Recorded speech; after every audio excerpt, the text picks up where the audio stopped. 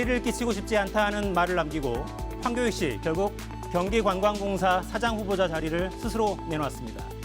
이재명 지사가 내정한 지 8일 만입니다.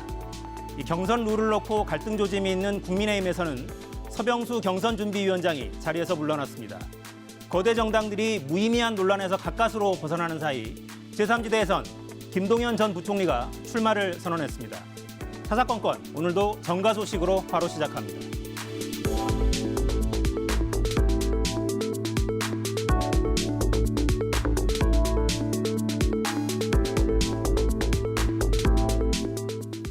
네, 금요일 여의도 사사건건 오늘은 김형준 명지대 교수, 이택수 리얼미터 대표 나오셨습니다. 어서 오십시오. 네, 안녕하세요. 안녕하세요. 자, 여론조사 전문가를 저희가 모셨으니까 네. 이 이야기부터 좀 해볼까요? 뭐 선거철이 되니까 여론조사 결과가 한 주에 수십 개씩 나오던데요. 네. 이걸 좀 어떻게 봐야 되나 싶어요. 저희가 좀 준비한 그래픽이 있는데 네. 그걸 좀 보면서 말씀을 좀 나눌까요?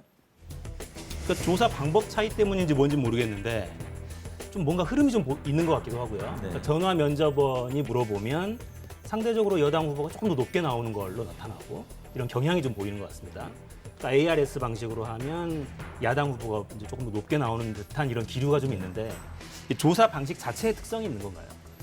예, 늘 그래왔습니다. 전화 면접 조사는 사람이 직접 사람에게 물어보는 방식이기 때문에 ARS 조사는 이제 또 비밀 투표 방식처럼 이렇게 누르는 방식이고, 그래서 전화 면접 조사에서는 숨겨진 야권 표심 혹은 열세 표심이 늘 있었습니다.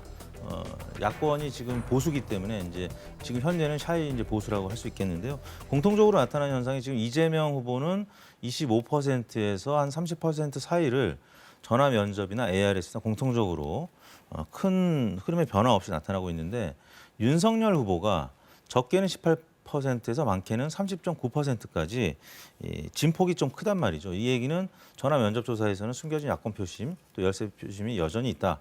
이게 뭐 과거 이제 군사 정권 시절에는 조금 이게 더 심했었는데 이 민주화가 된 이후에도 여전히 처음 전화 받는 상대방이 모르는 면접원이기 때문에 조금 샤이한 부분들이 여전히 있다 이렇게 봐야 될 것 같습니다. 그러니까 야당을 지지하는 분들은 실제로 사람이 전화해서 물어보면 네. 나는 야당을 지지합니다라고 말하는 거 좀 꺼린다. 네, 그렇습니다. 이런 기류가 있다는 거군요.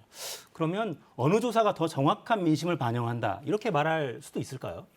그 선거가 이제 막바지로 가면은 이 양 조사가 수렴을 하게 됩니다. 그래서 부동층이 줄어들면서 격차가 이제 줄어들게 되는데요. 나중에 선거 막바지 가면은 부동층이 뭐 10% 내로 들어가면은 양 조사 결과가 거의 비슷해지거든요. 그러니까 지금은 아직까지 표심을 결정 못하신 분들이 있기 때문에 또 뭐 업무를 하거나 또 모임을 갖거나 하다가 갑자기 전화 받으면 아직 결정을 못했는데 그런 분들이 이제 부동층으로 많이 잡혀 있거든요.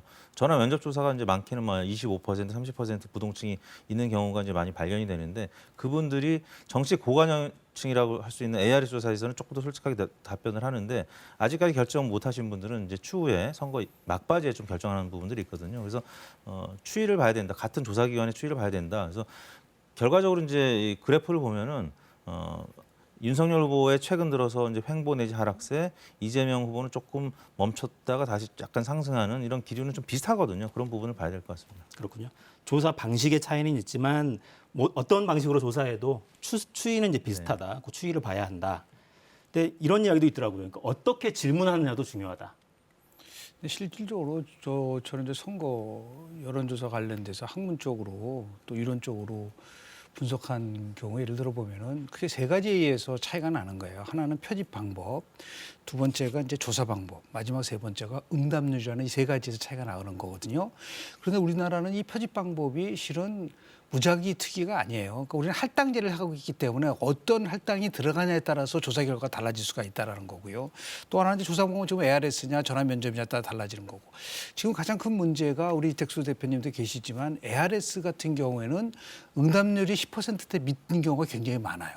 근데 전화 면접 조사 같은 경우는 한 15%에서 20% 정도. 그러니까 마지막에 이제 이 어떻게든 간에 이 응답률을 굉장히 끌어올리고 그리고 나름대로 표집 방법에 있어서 정말 랜덤 샘플링, 그러니까 무작위가 그 표집이 이루어질 수 있는 방법으로 접근을 하게 되면은 지금보다는 좀 다른 양상을 볼 수가 있는데 그런 이 상황 속에서는 우리는 무엇을 봐야 되느냐? 숫자가 아니라 추세를 봐야 된다. 동일한 조사 결과에서 나온 그 결과가 어떠한 추세를 보여주냐에 따라 달라지는 것이지 저렇게 네 개를 갖다 놓고 야 이거는 왜 이렇게 돼? 그런 거는 제가 볼 때는 그 해석에 상당히 문제점이 있을 수가 있기 때문에 예를 들어서 KBS하고 한국리서치가 8월 14 했지 않습니까? 그러면 그 전에 거랑 같이 비교를 하는 게 오히려 맞는 것이지 그 시점에 비슷하게 했던 SBS, 넥스트리서치라든지 오마이뉴스하고 리얼미터라든지 MBS 이게 갖다 놓고 만약에 하게 되면 그건 굉장히 혼란이 올 수가 있어요. 그래서 그런 면에서 봤을 때 이제 해석의 정확성을 높이기 위해서라도 숫자가 아니라 추세를 봐야 된다. 그런 의미에서 좀 이 대표님 말씀하신 것처럼 이재명 지사는 25% 박스권에서 전혀 변화가 없다. 오히려 이게 더 끌어올려야 되는 그 숙제를 안고 있는 것이고 윤석열 지금 전 총장은 이게 굉장히 지금 들쑥날쑥하고 있거든요. 이게 불안정한 기류가 있다는 거. 그 정도로 우리가 좀 어느 정도 해석을 할 수 있지 않을까 생각을 좀 합니다. 그렇군요. 이제 제가 질문을 잘못 드린 것 같기도 하고. 근데 이 이야기를 저희가 처음 이제 시작한 거는 매주 뭐 수십 개씩 나오는데 헷갈려들 하시니까 그렇죠. 이게 뭐 어느 조사에서는 윤 후보가 한 18% 정도 나오더니 다른 조사는 30% 나오는데 이게 뭐냐 뭐 이런 질문들이 나오니까 또 대표적으로 이제 유무선 비율도 차이가 있을 수가 있고 유선 비율이 지금 없는 곳도 있고 다 무선으로만 하는 곳이 있고 또 후보군이 뭐 10명에서 끝나는 경우가 있지만 지금 후보가 워낙 많기 때문에 16명까지 있는 조사도 있거든요. 그러면 뭐 나누기를 그만큼 더 했기 때문에 지지율에 이제 편차가 좀 있을 수밖에 없죠. 네. 오늘 발표된 갤럽 조사가 있죠. 그 네. 결과를 좀 보면서 말씀 더 나눠보죠. 이제 지난주 한 주 내내 뭐 굉장히 시끄러웠잖아요, 정치권이. 근데 보면 잡음은 양당 다 있었는데 민주당의 지지도는 소폭 하락, 1%포인트가 떨어졌는데 국민의힘은 3%포인트가 올라섰어요. 그러니까 내용 자체의 양상 크게 다르지 않아 보였는데 그러니까 요건 또 어떻게 해석을 해봐야 될지. 그런데 선거가 이제 가까이 오게 되면은 대한민국의 유권자 이념 지형 분포를 보면은 30 진보, 40 중도, 30 보수예요. 자, 한번 보십시오. 30이 31이잖아요. 30% 진보, 30% 보수가 지금 결집하는 양상을 보이는 거예요. 그거는 뭐 무슨 발언 파농, 무슨 아무런 필요 없어요.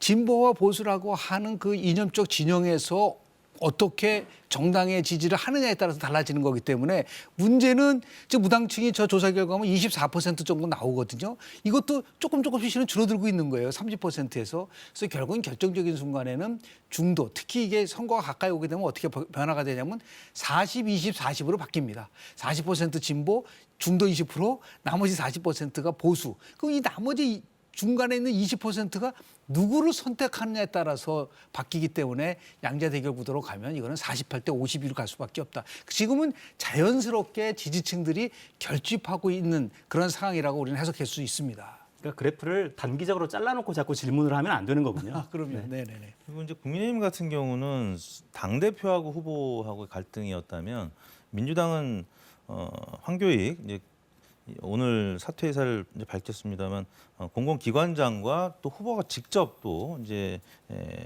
캠프 대 캠프에서 막 공방이 좀 오갔었고요. 그런 차원에서 민주당이 이제 악재로 작용할 수밖에 없었던 거고 또 뭐 해군 성추행 피해자 사망 사건이 뭐 공군에 이어서 또 이어졌고 이게 지난 주말부터 계속 논란이 되고 있습니다. 그다음에 모더나 굴욕 계약 논란이라는 보도가 이제 보수 매체에서 많이 나왔었고 코로나 확진자 증가세가 또 계속 이어지기 때문에 이거는 여당에 좀 부담으로 작용할 수밖에 없는데 반면에 이제 국민의힘 같은 경우는 지난주에 갤럽에서 많이 또 하락했던 부분이 좀 뭐 기계적인 반등일 수도 있고 또 워낙 정권 교체에 대한 지금 유권자들의 그런 의지가 좀 있다고 이제 봐야 될 것 같은데 지금 당 대표와 원희룡 지사 간의 후보 간에 큰 그 갈등이 있었습니다만 오히려 지금 지지율이 상승한 거는 뭐 그런 논란이 지지율에는 큰 영향을 미치지 않았다고 봐야 될 것 같습니다. 그러니까 30, 40, 30인데 이게 어느 쪽으로 그 스윙 보터들이 흘러갈지 그렇습니다. 그거를 좀 장기적인 추세를 봐야 한다. 요 내용 좀 봐야겠네요. 그러니까 지금 저희 프로그램 보고 계신 시청자분들도 하나하나 결과가 나올 때마다 일희일비하실 필요는 별로 없어 보이고 다만 각 캠프에서 어떤 정책을 내놓는지 이게 우리의 미래의 삶에 얼마나 도움이 되는지 다만 이제 하나 말씀드리고 싶은 거는 다음 주 월요일 날 발표하는 리얼미터 조사 결과가 실은 이번 주에 있었던 게 반영이 되는 거예요. 이번에 발표 조사는요. 그 전권을 반영을 한 거기 때문에 실제로 이게 누구한테 유리하냐 불리하냐를 따지기가 어려워요. 그런데 분명한 거는 3일 내지 5일의 여론 숙성 기간이라는 게 있거든요. 그러니까 이번 주에 얼마나 많은 모두 다 갈등이 있었습니까? 이게 다음 주 월요일 날 리얼미터 조사 결과에 보면은 아, 흐름이 다시 또 어떻게 바뀌고 있구나라고 하는 것을 우리가 어느 정도는 그래서 추세를 봐야 된다는 말씀을 좀 드리는 겁니다. 네. 조금 전에 저희가 보여드린 정당 지지도 그래프에서 무당층이 24%였거든요. 네. 이분들이 이제 어디로 가는지, 네, 그거를 좀 보시면 될 것 같습니다. 이제 여야 각 당 상황을 좀 살펴볼까요? 네, 여권에서 황교익 씨 논란은 자진 사퇴로 정리 수순입니다. 그런데 6월달에 이천 물류창고 화재가 있었는데 그날 이재명 지사가 공교롭게 황교익 씨 유튜브 채널 녹화에 참여한 게 지금 입길에 계속 오르고 있습니다. 또 한편에서는 이낙연 캠프 측이 작성했다는 이른바 유튜브 블랙리스트, 이것도 도마 위에 올랐는데요. 발언들 듣고 말씀 나누겠습니다.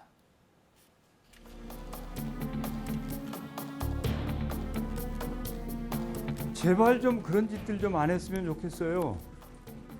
주로 아마 이재명 후보 진영과 그 이낙연 후보 진영에서 서로 그런 일들이 일어나는 것이 아닌가 하는데 싸잡아서 도매금으로 우리까지 있어서는 안 되는, 있을 수 없는 일을 벌린 거라 생각합니다. 빨리 수습하고 대국민 사과를 해야 될 것으로 생각합니다.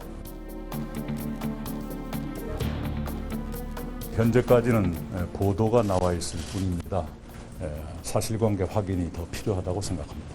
거듭 말씀드리지만 사실관계가 좀 더 확인되는 것이 선행될 과제다.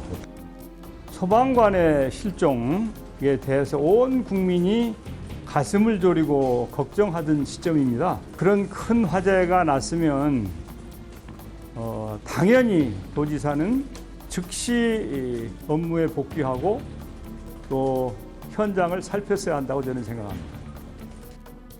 현장에 재난본부장, 안전본부장이 있고 또 제가 부지사를 파견하고 또 현장 상황을 다 체크하고 있습니다.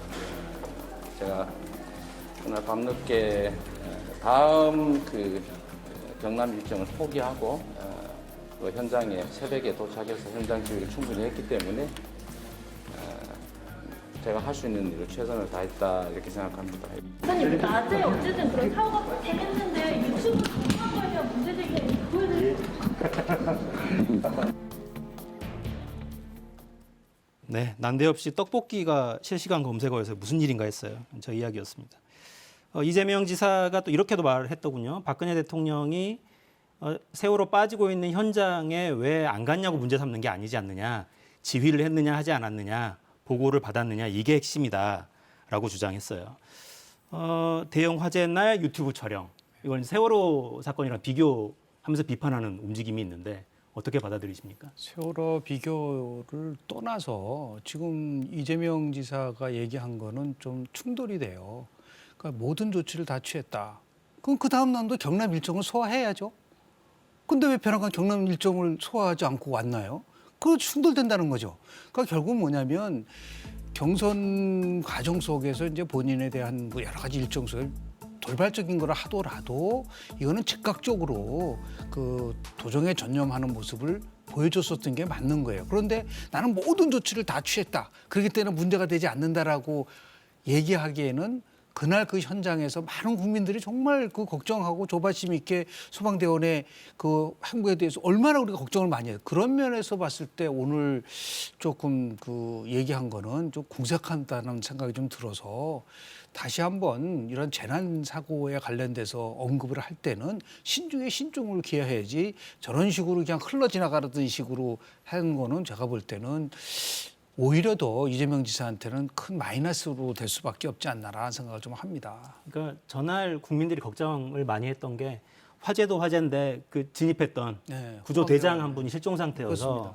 그분의 안위를 모든 국민이 걱정하고 있는 시점이긴 했었습니다. 네. 네, 어떻게 받아들이셨어요? 결과적으로 뭐 불행한 일이 벌어진 사건이었기 때문에 뭐 그 상황에 대한 설명은 이제 하긴 해야 되겠습니다만 일단 낮은 자세로 유감을 표명하거나 이제 사과하는 모습이 더 국민들한테 와닿지 않을까 싶습니다. 뭐 이해할 수 있는 부분이 이제 없지 않지만 일단 결과적으로 불행한 일이 있었다라는 점에서는 좀 낮은 자세로 이제 접근해야 되지 않을까 싶습니다. 그러니까 정치 지도자는 방어도 좋은데 공감이나 이런 부분도 좀 중요할 것 같긴 합니다. 국민들이 느끼는 그런 슬픔 이런 거에 좀 공감하는 그런 모습 보였으면 어땠을까 이런 말씀인 것 같네요. 블랙리스트는 어때요? 그러니까 사실 이 용어 자체가 좀 인화성이 있어서 블랙리스트 하면 정말 큰일이 벌어진 것 같거든요. 블랙리스트에 대한 거는 어떠한 경우도 있어서는 안 됩니다. 그거는 뭐 그동안 우리가 가장 나쁜 거에 도청하는 거, 블랙리스트 만드는 거, 사찰하는 것에 대해서는 현 집권 세력이 야당일 때 가장 강도 높게 박근혜 정부나 이명박 정부를 비판했을 때 고정적인 메뉴였었거든요. 그런데 그것을 또 만약에 블랙리스트라는 게 진짜 존재한다고 한다면 이거는 뭐 이낙연 그 캠프 측에서 굉장한 실수가 아니라 이 위기를 어떻게 극복할 것인가에 대한 아마 대책이 있어야 되지 않을까. 물론 이제 지금은 정확한 확인을 해야 된다고 얘기를 하고 있지만은 어떤 블랙리스트라는 것 용어가 주는 아주 네거티브한 이미지가 있거든요. 이제 그런 면에서 봤을 때 오히려 저는 떡볶이 이 녹화 촬영보다는 블랙리스트의 파괴력이 더 클 수도 있다라는 말씀을 좀 드리고 싶습니다. 근데 저는 이제 그 생각은 들더라고요. 블랙리스트라는 게 실제로 권한을 행사할 수 있는 쪽에서 뭔가 불이익을 고지하거나 네네. 뭔가 집행한 뭐 이게 있어야 되는데 지금 이낙연 캠프 쪽에서 한 이야기는 실무자가 유튜브를 모니터링하다가 쓴 단순 보고서에 불과하다라는 설명이거든요. 지난번에 박근혜 정부 때 문체부에서 화이트리스트 만들 때 그냥 단순한 만든 거예요.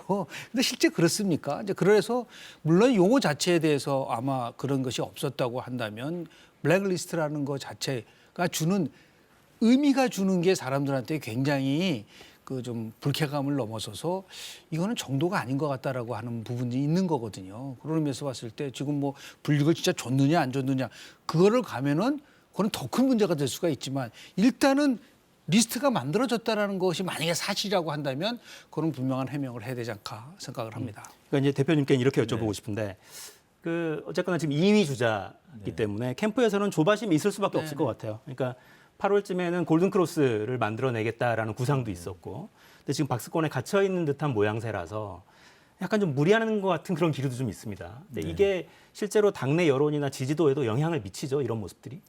그럼요. 여론조사 결과가 마음에 안 든다고 여론조사 기관을 폄훼하거나 과거에 없애겠다 뭐 이런 후보도 있었습니다. 근데 그게 결과적으로는 본인의 지지층이 그 해당 여론조사 기관에 여론조사가 실제 왔을 때 거부하는 효과가 나타나서 다음에 여론조사에 본인의 지지율이 더 낮게 나오거든요. 유튜브도 마찬가지입니다. 지금 블랙리스트에 해당되는 이 주요 유튜브들이 구독자들이 100만, 200만을 넘어서 뭐 800만까지 다 합치면 근데 400만 정도 된다고 그랬나요? 근데 실제 당원 투표하는 규모는 100만이 안 되거든요. 그러니까 상당 부분이 이 투표를 할 수 있는 잠재적 투표권자입니다. 이런 분들을 대상으로 서운한 부분이 있더라도 포지티브하게 접근을 해서 적극적으로 출연하거나 이런 부분으로 해결해야지 이 비판적인 시각에서 이런 블랙리스트 문건이 유출된다라고 하면 굉장히 지지율에는 안 좋은 영향을 미칠 수가 있죠. 민주당 경선 상황은 이 질문으로 좀 마무리를 해볼까요? 8월 말부터는 이제 지역 순회 경선이 시작이 되잖아요. 이제 골든 위크 뭐 이것도 예정이 돼 있고 관전 포인트랄까요? 아니면 혹은 뭐 주목해봐야 할 변곡점이 될 만한 그런 시점이랄까요? 이런 게 좀 짚어본다면 뭐가 있을까요? 뭐 여러 가지 서로 후보들 간의 논쟁들이 심한데요. 결국은 오히려 그거보다는 이제 9월 달 1차 선거인단 선거 결과가 저는 변곡점이 될 거라고 봐요. 거기서 만약에 굉장히 후보들 간에 박빙이라고 한다면 이재명 대세론이 흔들렸다는 것을 방증한 것이고 거꾸로 생각보다 굉장히 1회 2차가 크다고 하면은 이재명 대세론이 탈락을 받을 가능성이 굉장히 높기 때문에 지금부터 한 뭐 2주, 3주 정도 남아있는 기간 동안에 엄청난 변수에 의해서 이 흐름이 꺾일 거냐 안 꺾일 거냐라는 것에 대해서 예측보다는 결국은 중요한 당원들 또 이게 선거인단 투표예요. 과거랑 달리. 그러니까 이 선거인단의 규모가 굉장히 크거든요. 그래서 각 캠프마다 아마 총동원해서 선거인단을 모집한 걸로 알고 있는데 그 결과에 따라서 분명한 것은 민주당 경선이 크다는 변곡점을 맞이할 가능성이 저는 굉장히 크다고 좀 봅니다. 1차 선거인단 투표 결과를 주목해야 된다라는 말씀이셨고요. 네. 어떻게 보십니까? 예, 저도 그 부분에 공감하고 첨언하자면 국민의힘이 이제 9월 달부터 본격적인 토론도 이루어지고 9월 중순에 컷오프가 이루어지거든요. 그 과정에서 윤석열 후보의 지지율 출렁일 가능성이 있습니다. 윤석열 후보의 지지율과 가장 밀접하게 연동하는 민주당의 후보가 이낙연 후보거든요. 그래서 윤석열 후보의 지지율이 출렁이어서 만약에 상승하지 못하고 하락하면 이낙연 후보가 지지율이 상승할 가능성이 있습니다. 그런 차원에서 첫 번째 이 더불어민주당 1차 이 선거인단 개표와 더불어서 국민의힘 지지율 변동에 따라서 추석 전후한 그 시기에 민주당 후보들의 지지율도 바뀔 가능성이 있다고 봅니다. 민주당 이야기를 했는데 윤석열 후보 지지율도 살펴야 된다라고 말씀해 주셨어요. 자연스럽게 국민의힘 쪽으로 넘어가 보죠. 저거 곧 정리된다. 저거가 뭐냐? 이 논란은 좀 정리가 된 것 같죠? 원희룡 전 제주지사가 거의 일방적으로 승리 선언을 하더군요. 꺼내놓지 못하는 거 봐라 이러면서. 정리가 됐어요. 이준석 대표는 거의 무건수행 수준인데 거의 발언을 하지 않더라고요. 대신에 대여 투쟁으로 좀 전환할 것이냐 이런 것도 관심사인 것 같습니다. 왜냐하면 원래대로 하면 이제 야당 당대표가 현재 세 가지의 중요한 기능이 있어요. 제일 첫 번째는 여권에 대한 투쟁과 더불어서 견제, 대안을 제시하는 게 하나가 있고요. 두 번째는 공정하게 경선을 관리하는 기능, 마지막 세 번째가 정권 교체를 위한 전략을 수립하는 거. 이 세 가지거든요. 그런데 이 세 가지가 다 약하게 나타났단 말이에요. 오히려 갈등이 일어나고 이래서 이제는 아마도 이준석 대표의 첫 번째 이제 그 전환 포인트는 지금 뭐 언론주체법 포함해서 굉장히 여야간의 갈등이 심화되니까 견제 기능을 강화시켜주면서 자연스럽게 선거관리위원회 위원장을 정말 중립적인 부분으로 선정을 하셔서 이게 어떻든 간에 공정한 경선을 하기 위해서 자신의 기능을 다 하겠다라고 하는 그러면서 자연스럽게 20, 30대의 새로운 스윙 보터들의 지지를 결집시키는 역할을 하게 되는 이런 식으로 조금 당대표로서 지금까지 했었던 그런 행보보다는 좀 대전환이 있어야 되지 않냐. 그렇지 않으면은 존재감을 잃어버릴 수가 있기 때문에 그런 의미에서 뭐 침묵하고 있는 것이 결국은 새로운 반전을 지금 구상하고 있는 단계가 아닌가라는 생각을 좀 하게 됩니다. 그런 의미에서 보면 오늘 서병수 경선준비위원장이 먼저 내려놓고 선관위원장도 하지 않겠다 이렇게 선언을 한 게 꽤 넓은 공간을 대표한테 만들어준 그렇습니다. 걸 수도 있겠네요. 네. 근데 이제 지금 관심사는 언론중재법. 언론중재법이 일단 상임위는 전체회의까지 통과를 했습니다. 본회의 처리가 되면 이제 입법이 마무리가 되게 되는데 여론의 반응이 어떨까도 궁금해요. 사실 언론에 대한 불신이 좀 있어서 이거 통과시켜야 한다 여론이 높긴 했었거든요. 그렇습니다. 이제 징벌적 손해배상과 관련된 여론조사가 리얼미터 기준하면 2번이 있었는데 처음에는 60%를 넘는 찬성 의견 그러다가 지난달에는 저희가 이제 문항에 언론 단체들이 이제 언론의 자유를 위축시켜서 반발하고 있다라는 내용을 첨언을 했습니다. 그러니까 조금 하락을 해서 한 50%는 넘었지만 60%대보다는 조금 내려가는 모습을 보였고 그 이후에는 또 어떻게 이제 바뀌었는지 모르겠는데요. 일단 야당이 굉장히 지금 반대를 하고 있기 때문에 지난 7월 30일 조사보다 2차 조사보다는 조금 더 찬성 의견이 내려갔을 가능성이 있는데 여전히 이제 가짜 뉴스에 대한 부작용을 또 많은 국민들이 봤기 때문에 찬성 의견이 반대 의견보다는 좀 높은 상황입니다. 그런 차원에서 민주당이 또 의석도 지금 아주 압도적으로 많기 때문에 본회의에서 표결시킬 찬성으로 이제 통과시킬 가능성이 있는데 일단 국민의힘에서는 명확한 좌표가 생겼기 때문에 이준석 당대표를 중심으로 그동안에는 뭐 후보들 간에 좀 다툼이 있었습니다만 이 사안으로 인해서 당 대표를 중심으로 한 어떤 뭉치는 그런 효과가 좀 있지 않을까. 그래서 지지율이 최근 답보 상태였는데 다시 좀 회복하거나 상승할 가능성이 이 사안을 계기로 좀 있지 않을까 좀 전망이 되고 있습니다. 요 질문도 한번 드려볼까요? 사실 국회 선진화법 때문에 뭐 물리적으로 막을 수 있는 방법이 없잖아요. 언론중재법을 고리로 장외투쟁으로 나서서 한번 대여투쟁을 세게 한번 해보자. 이런 논의도 가능할 것 같아요. 논리적으로. 근데 뭐 이준석 대표의 그 향후 행보에는 대여 투쟁의 방식이 과거는 분명히 다르겠다라고 하는 거를 분명히 명시한 것 같아요. 그래서 장애 투쟁이라든지 이런 거에 대해서는 별로 부정적인데 하나 걱정스러운 거는 97년도 당시에 노동법 파동이 있었잖아요. 그때 힘으로 밀어붙였습니다. 근데 그때 이후로 굉장히 여권에 대한 역풍이 불었거든요. 지금도 마찬가지죠. 4.17 재보궐선거 끝났을 때 많은 그 분석은 뭐냐면 우리가 너무 힘을 가지고 입법 폭주를 했기 때문에 문제가 됐다는 얘기를 많이 나왔었잖아요. 그런데 이 상황에 대해서 아니 대선을 7개월 정도 남겨놓고 이렇게 입법 폭주를 하는 거는 큰 틀 속에서 보면은 지금 경선 중이라서 그렇지 후보들이 지금 말을 못 하잖아요. 그게 오히려 야권한테는 유리하게 뭐 아무 말도 못하는 후보들이 아니지 않느냐. 결국 허수아비 아니냐. 이런 식으로 공격을 받을 수가 있어요. 그래서 딴 것도 아니고 정의당도 반대하고 언론단체도 반대하고 해외에서도 이 문제와 관련해서 관심을 갖고 있다면 저는 한 템포 분명하게 쉬어가야 된다고 봅니다. 그리고 정 필요하다면 이번에 이제 문체위 위원장이 바뀌지 않습니까? 바뀐 이후에 한번 해보는 거로 해야지 이 식으로 그냥 막 밀어붙이면은 역풍이 저는 분명히 불 수 있는 위험한 지금 길을 민주당이 가고 있다라는 말씀을 좀 드리고 싶습니다. 여론이 어떻게 움직일지가 제일 궁금하긴 하네요. 그러니까 반대 여론이 60%가 넘다가 과반을 약간 넘는 수준으로 내려와 있다는데 여론이 어떻게 움직일지 여론조사가 또 계속 진행이 될 테니까요. 그걸 좀 지켜봐야겠네요. 야권 후보들 상황도 좀 보면 경선 룰 관련한 다툼이 본격적으로 이제 시작이 되는 것 같아요. 근데 보면 그러니까 소위 말해서 역선택 방지 조항. 그러니까 우리 당 후보를 선택하는데 다른 당 지지자들이 들어와서 뭔가 노이즈를 넣는 거 아니냐. 이런 우려가 좀 있는데. 근데 보면 실제로 이런 것들이 얼마나 크게 영향을 미칠까 이런 생각이 들기도 하거든요. 일단 여론조사에는 영향을 지금 일부나마 미치고 있습니다. 2등, 3등을 달리고 있는 홍준표 또 유승민 이 두 후보에 대해서 윤석열 후보를 견제해 주길 바라는 민주당 지지층의 이제 지지가 반영이 되고 있는데요. 국민의힘 지지층만 보면은 최재형 후보가 뭐 4위를 하고 3위를 했던 조사 결과들이 있는가 하면 전체 그러니까 민주당 지지층까지 포함한 전체 응답자층에서는 최재형 후보가 조금 밀리거든요. 홍준표, 유승민 후보. 그러니까 이른바 역선택이라고 이제 할 수 있는 것인데 그런 차원에서 윤석열 또 최재형 후보는 역선택 이제 방지 조항을 넣자. 그래야 본인들의 지지율이 좀 높게 나오는 그런 부분이 있기 때문에 반면에 홍준표, 유승민은 또 원희룡 지사도 마찬가지고 당내 기존 주자들은 역선택을 풀자. 지난번 4.7 재보궐선거 때도 없었다. 그러니까 지금 이 부분이 굉장히 경선 룰을 정하는데 아주 첨예한 대립 요인으로 작용할 가능성이 있습니다. 그러니까 이해가 되기도 해요.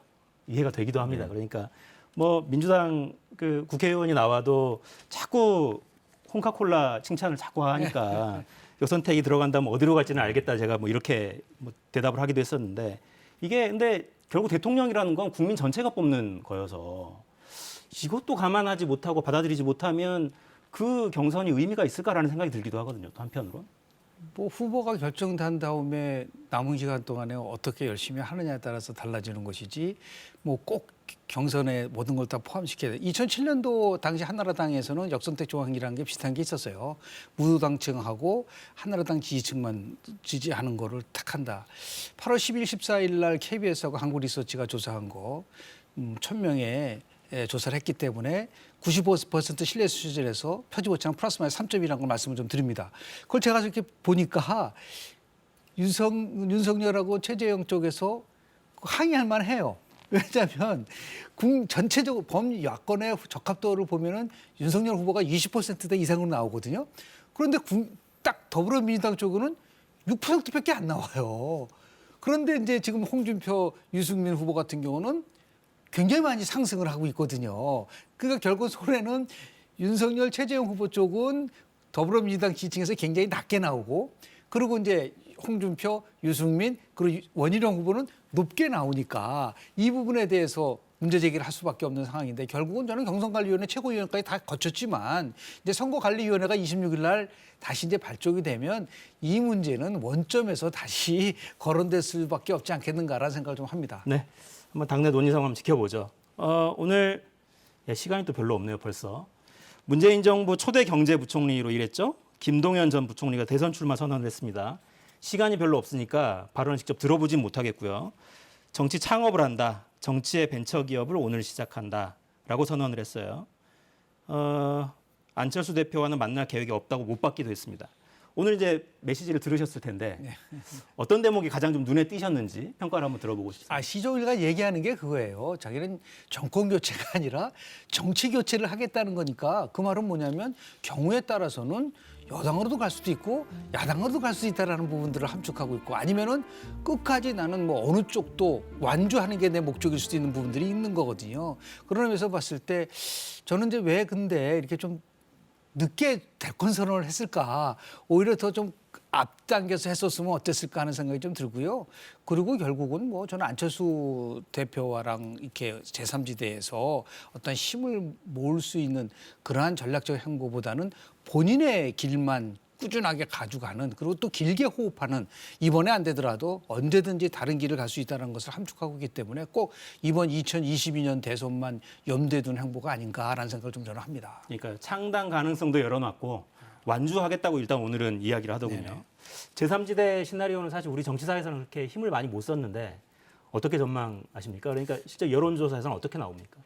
뭐 현실적으로 이제 쉽지는 않은 길인데 2012년 대선 때 문재인, 박근혜 두 후보의 지지율 격차 굉장히 득표율 격차 적지 않았습니까? 뭐 3, 4% 안팎으로 갈리는 선거가 이번 대선에도 예상이 되고 있기 때문에 그런 차원에서는 캐스팅 보트의 후보가 될 수 있다. 그러면 뭐 연정이 될 수도 있는 거고 아니면 교수님 말씀하신 대로 다음 선거에서 또 기회를 도모할 수도 있는 것이고 그래서 제가 볼 때는 안철수 대표도 이제 어느덧 기존 이제 정치인이 됐기 때문에 새로운 새 인물로서의 포지셔닝을 잘하면 대안 세력으로 어느 정도 영향을 행사할 수 있다 이렇게 보고 참여한 것이 아닌가 싶습니다. 네, 그러니까 야권 쪽 제3지대까지 뭐 출렁출렁합니다. 여론의 추이는 봐야겠어요. 아직은 시간이 아주 많이 남아 있습니다. 네. 그렇죠? 네. 지금까지 김영준 교수, 이택수 대표와 함께했습니다. 두 분 말씀 감사합니다. 네.